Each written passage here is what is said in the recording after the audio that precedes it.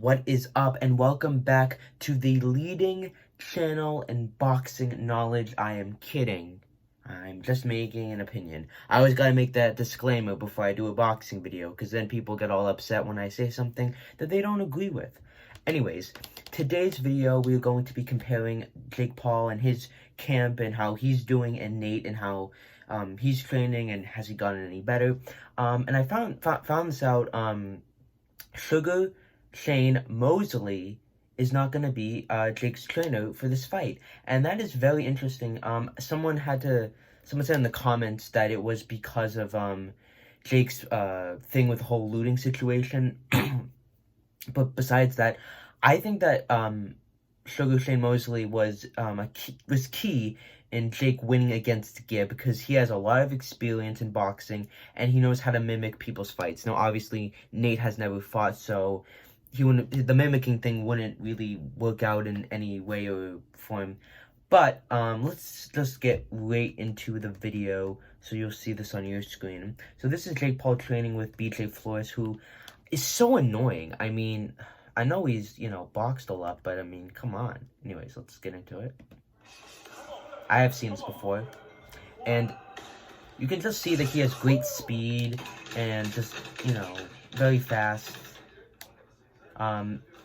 Great stance. He's just a good technical boxer, and I don't think he has a big knockout power. I just think that his punches are able to land very cleanly and very precisely. Even if the punches don't hit very hard, like he hits you in the places like the temple, the jaw, the ear, the places that knock people out, regardless of how hard the hit is.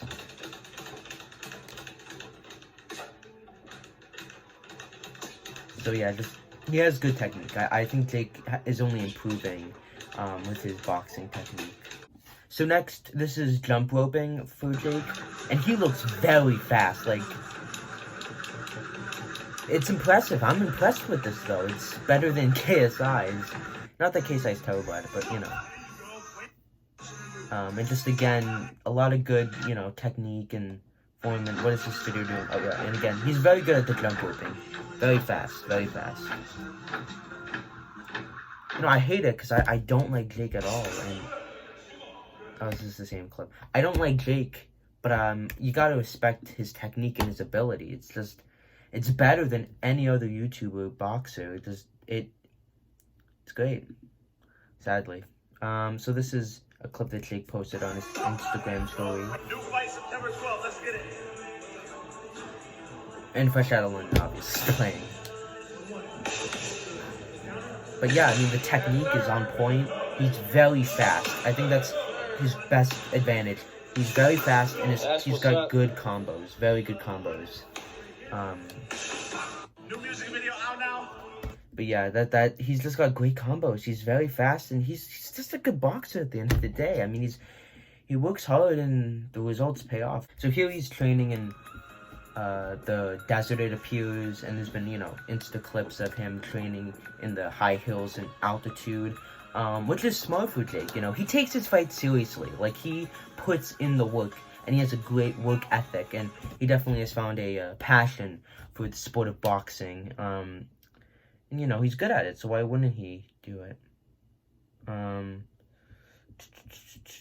So yeah, so again, I don't really need to show anything more of Jake. I mean, I think there was like another clip of him doing a bit of work, but in my summary, Jake Paul is in amazing condition for this fight. He's taking it seriously. He's putting in the work. He looks better than ever. It looks like his combos are better. He's getting more cleaner, more precise, and he just looks very fast. And he looks like he's taking this sport seriously. And you just have to give him props. I just hate that it has to be Jake Paul. Why does Jake Paul have to be the best YouTube boxer? I just don't get it. I just think he's very, very fast. So now we're going to look at Nate and his training camp, and he did put out a video of him, and this is basically the Instagram live, but just, in HD. So this will load. I know your feelings, though. Stop playing with me. So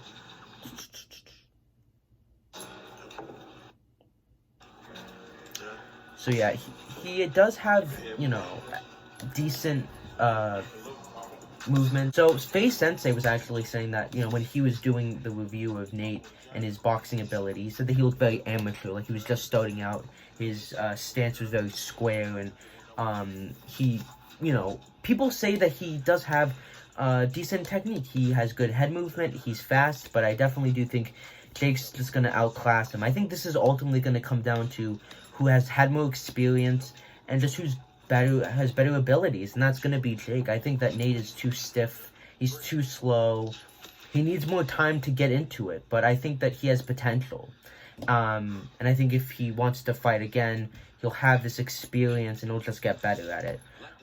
But I just think that he needs more time, and it's just, you know, it's not looking so hot. Let's skip to 6 minutes.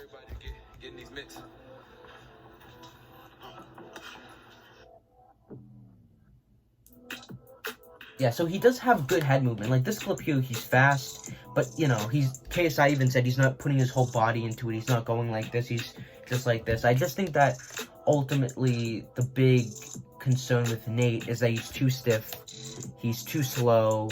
He doesn't have the boxing IQ, and he looks very amateur to a lot of people. So yeah.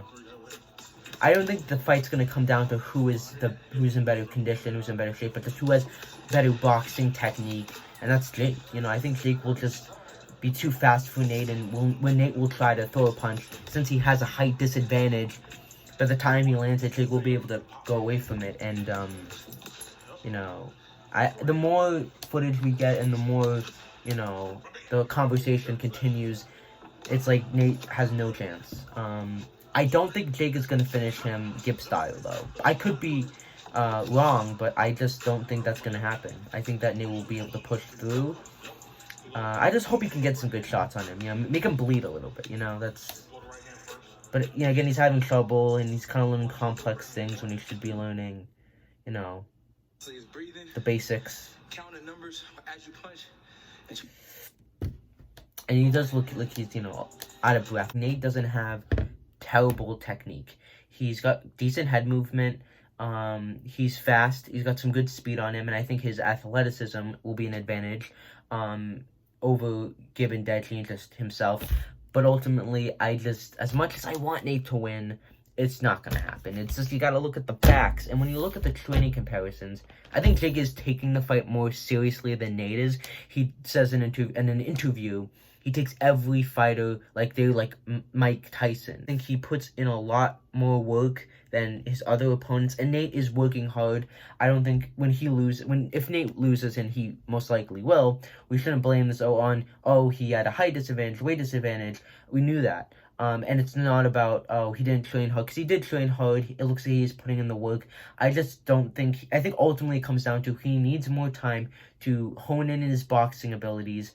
He looks kind of amateurish, and he does have some potential, but I think that Jake is just at another level. And I'm not saying Jake is this amazing boxer. I just think that when it comes to Nate and Jake just has more experience in boxing. He's got more boxing IQ.